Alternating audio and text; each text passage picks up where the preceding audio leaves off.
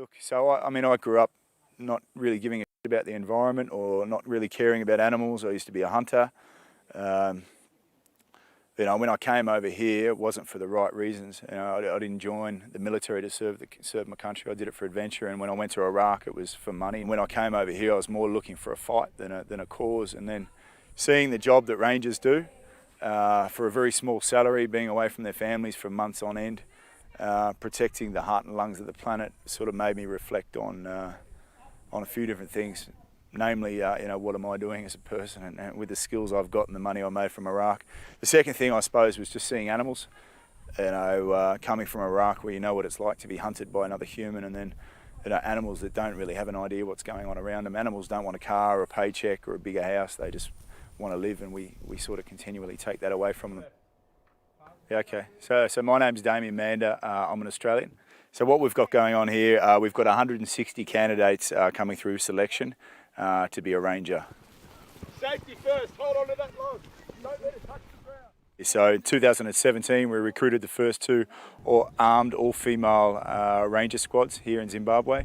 And the program's now grown. We've gone from looking after one reserve to looking after 5, with a total of 1 million acres. So the women that we employ here, and the women that are about to go through selection, they're all from the local villages. So they're on the boundary of the area they're going to protect. So they have long-term vested interest in these areas and making them work.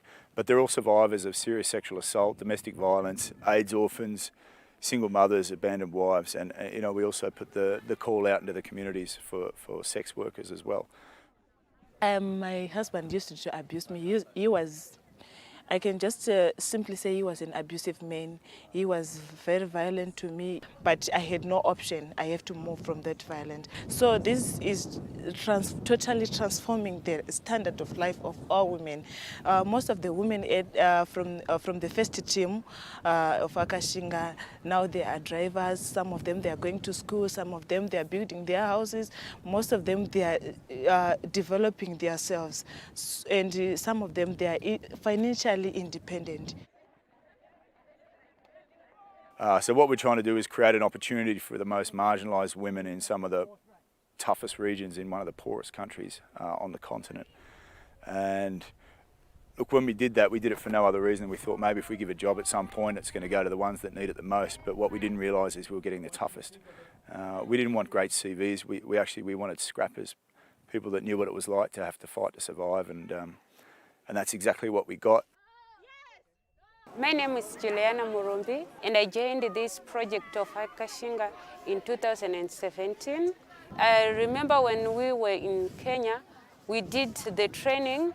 We were mixed with the men, and I managed to challenge men in physical training, even in running, doing the long run, the push-ups, the sit-ups, the drags. So I think we are just the same, because what they can do, I can do. Look, there's no dispute that conservation is becoming increasingly militarised, and we played a major part in those types of operations for the better part of a decade. One of our operations on the Mozambique side of the Kruger border, we essentially had a war with the local population. We had helicopters, night vision equipment, canine attack teams, drones, and we had this ongoing conflict, and it was us against tens of thousands of people out there in the communities, because they didn't believe in what we were doing. Now, with what we're doing here, we've shifted the strategy, and we're working from the outside in, as opposed to this fortress conservation. And by working with the communities, we go from having an anti-poaching unit that's trying to defend an area to a community that believes that the area should be defended. And I think this age-old cliche of winning the hearts and minds, it can only truly be won when we engage the local community. And from everything I've seen in 2 decades of law enforcement across 3 continents, the best way to engage the local community and to get them on sides is to work with the women. Anything is possible, okay? Are women going to die in a firefight here one day? I would say so. That's going to happen. It's the nature of this industry. It's a tough job. It'll be a sad day, but as our ranks swell and our exposure increases, there's going to be more and more poachers coming in here with weapons, and they're willing to kill elephants or the people protecting them. And all we can do is hope for the best and prepare for the worst.